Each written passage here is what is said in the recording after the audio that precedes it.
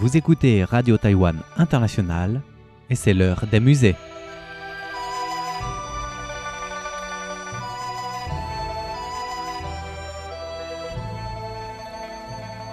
Chers amis francophones, voilà, c'est encore l'heure pour l'heure des musées.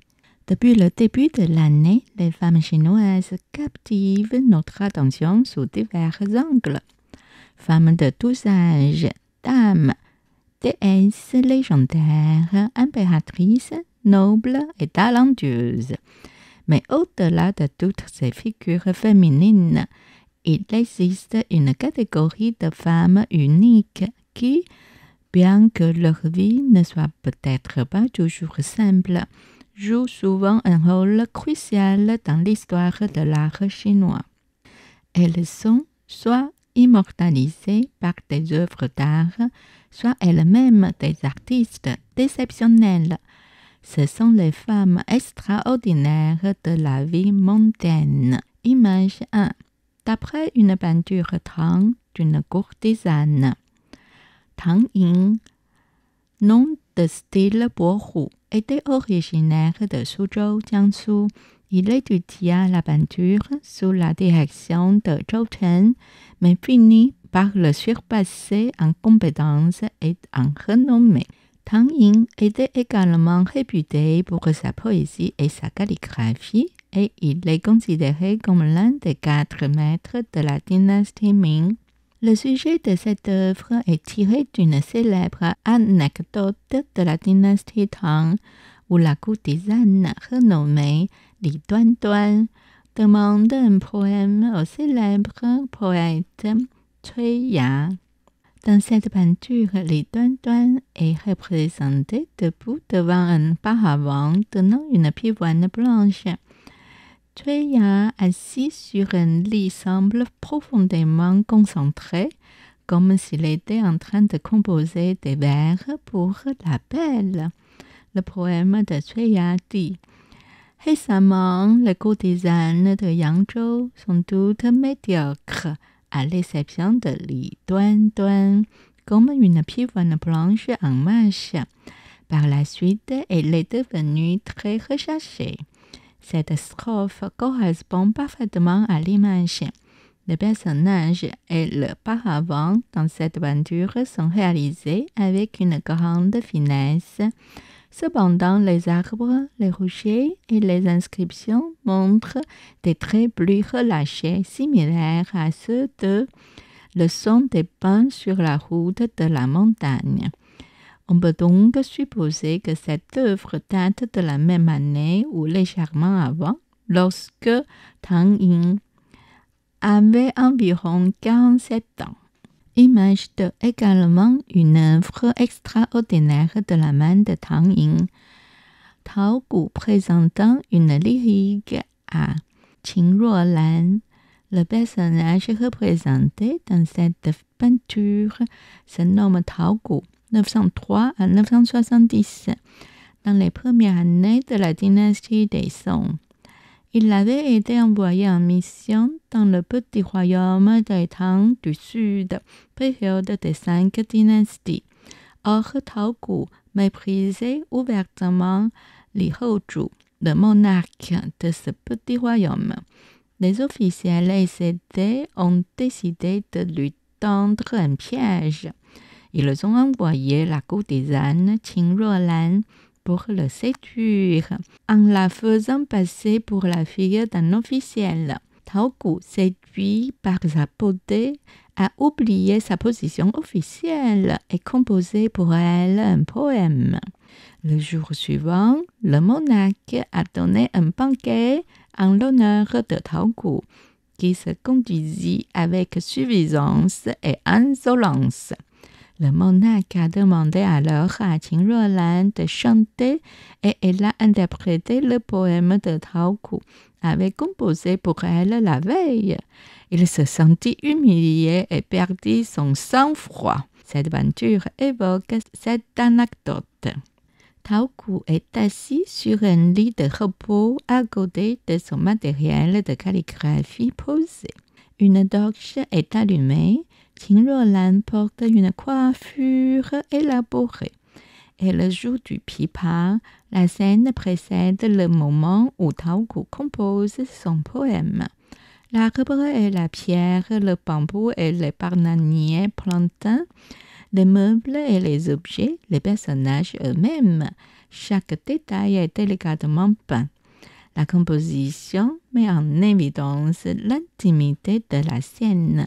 Les couleurs sont élégantes et la scène d'un réalisme discret.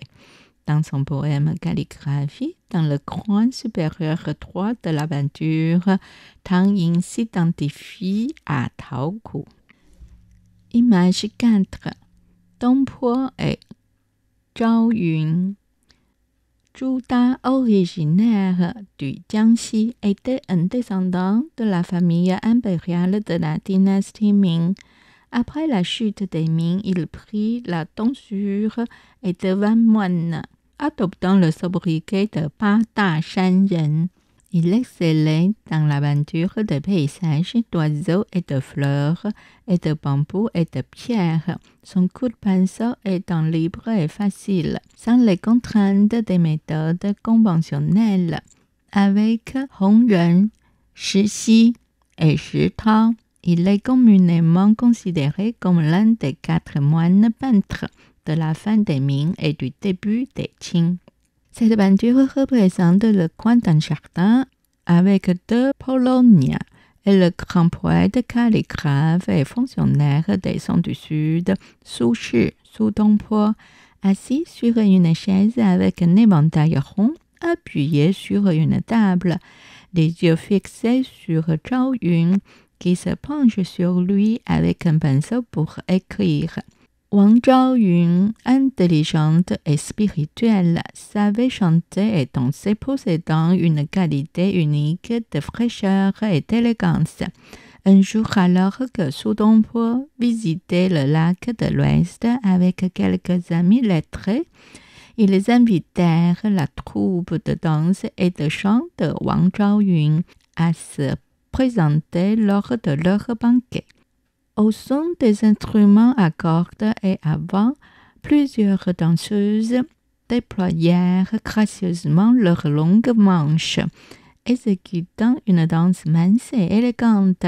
Parmi elles, Zhao Yun, avec sa beauté radieuse et ses compétences exceptionnelles en danse, attira particulièrement l'attention. Après la danse, les danseuses prirent place pour servir le vin. Et Wang Zhaoyun se retrouva à côté de Su Dongpo. Elle avait changé de tenue, troquant son maquillage lourd contre un maquillage léger, avec des sourcils délicatement dessinés et des lèvres légèrement teintées. Portant une robe simple et élégante, sa peau était pure et gracieuse, semblable à une orchidée dans une vallée isolée, apporta une fraîcheur apaisante au cœur de Su Dongpo, assombri par les vicissitudes du monde. Bien que le soleil brillait au début de leur sortie, le temps changea soudainement et des nuages sombres couvrirent le ciel, transformant le paysage du lac de l'Ouest en une scène brumeuse et mystérieuse. Inspiré par la beauté de Zhao Yun et du paysage, Su Dongpo écrivit ces vers immortels décrivant le lac de l'Ouest. L'éclat de l'eau est merveilleux par temps clair, et les montagnes enveloppées de brume sont aussi belles sous la pluie. Si je devais comparer le lac de l'Ouest à Xixi, il conviendrait aussi bien un maquillage léger qu'un mariage prononcé. Ces vers bien écrits pour décrire la beauté du lac de l'Ouest expriment en réalité les sentiments de Su Dongpo à la première rencontre avec Wang Zhaoyun. À cette époque, Zhao Yun n'avait que 12 ans, mais elle était déjà très intelligente et perspicace. Admirant grandement le talent de Su Dongpo et étant bien traitée par Su Dongpo et son épouse.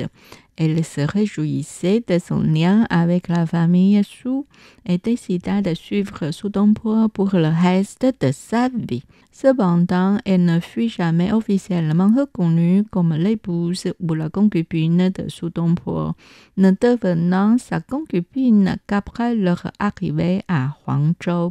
Voilà, cela sera la fin de l'émission.